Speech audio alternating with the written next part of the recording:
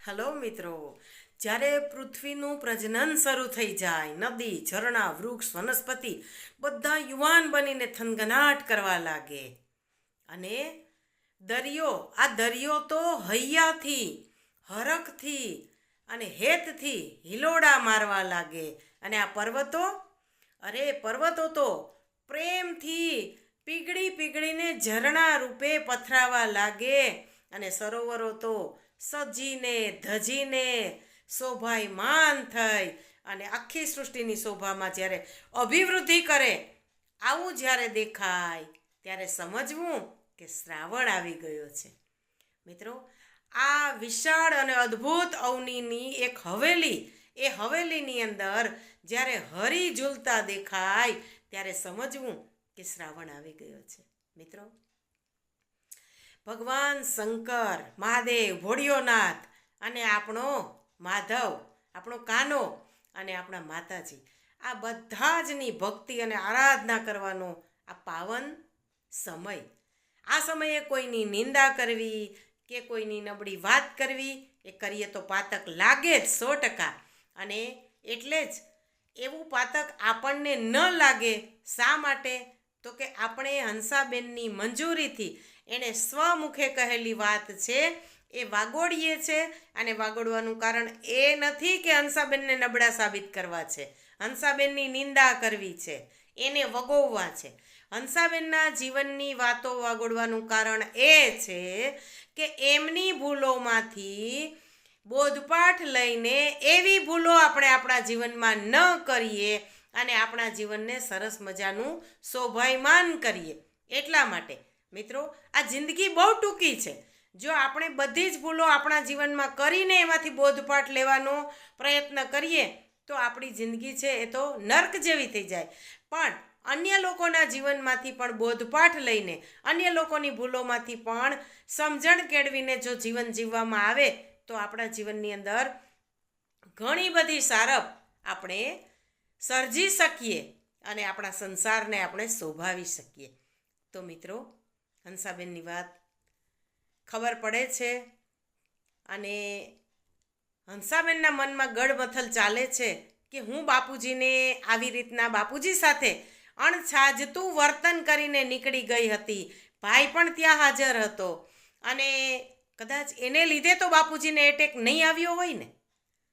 એટલે હંસાબેનના મનમાં આખું એક ધમાસાણ, એક મોટું વાવાઝોડું શરૂ થઈ જાય છે કે હવે શું મોઢું લઈને બાપુજી પાસે જાઉં.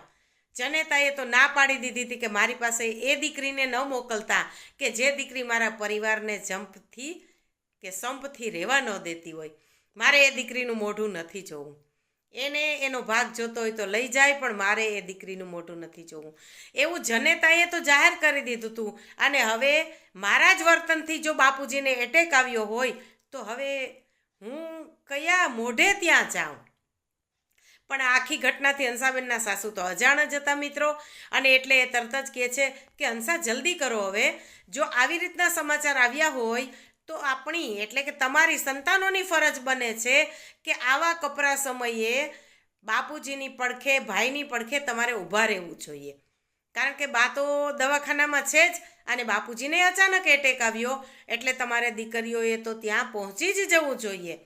પણ હંસાબેન મનમાં વિચારે છે કે તમારી વાત તો સાચી મમ્મી અથવા બા, પણ હું ક્યાં મોઢે મારા બાપ પાસે ઊભી રહું. મેં તો એ બાપને મોઢું દેખાડવા જેવું પણ એવું એટલું પણ સારું વર્તન બાપની સાથે કર્યું નથી. અને હું ત્યાં જઈ અને બાપની હિંમત બનીશ કે બાપની દુઃખનું કારણ બનીશ એ તો મારું મન જાણે છે. પણ કોઈને કહી તો શકાય નહીં એટલે ફટાફટ તૈયાર થઈને નીકળી જાય છે. મિત્રો, ત્યાં પહોંચવામાં થોડીક જ વાર હોય છે ત્યારે હંસાબેનને વિચાર આવે છે કે કદાચ બાપુજીને કંઈ થઈ જશે તો. અને એને એકદમ ધ્રાસકો પડી જાય છે કે ઓહો, તો હું જિંદગીભર મારી જાતને માફ નહીં કરી શકું.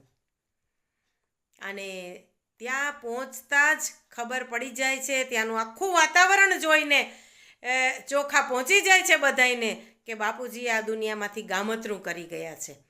અને રોકકડ ચાલુ છે. બધા સગાવાલાઓ આવી ગયા છે કારણ કે બધાને સમાચાર મોકલી દેવામાં આવ્યા હતા એક હંસાબેન સિવાય.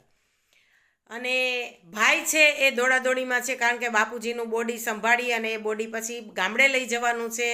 એવા સમયે ડૉક્ટર છે એ કહે છે કે ભાઈ આવી પરિસ્થિતિમાં તમે આ સમાચાર બાને ન આપો તો વધારે સારું. ત્યારે ફૈબા તરત જ કહે છે કે સાહેબ તમારી વાત 100% સાચી છે કે આવી પરિસ્થિતિમાં મારી ભાભીને આ સમાચાર ન આપવા જોઈએ, પણ જો વ્યવહારિકતાની દ્રષ્ટિએ વિચારવામાં આવે તો જો મારી ભાભીને કીધા વગર ભાઈના અગ્નિ સંસ્કાર કરી નાખવામાં આવે તો જિંદગીભર અમે બધા મારી ભાભીના ગુનેગાર ગણાઈએ. કારણ કે એક ભારતીય નારીનો એ હક છે કે એના પતિનું અંતિમ પૂજન કરે અને એને અંતિમ વિદાય આપે. એ હક આપણે કોઈ એની પાસેથી છીનવી ન શકીએ.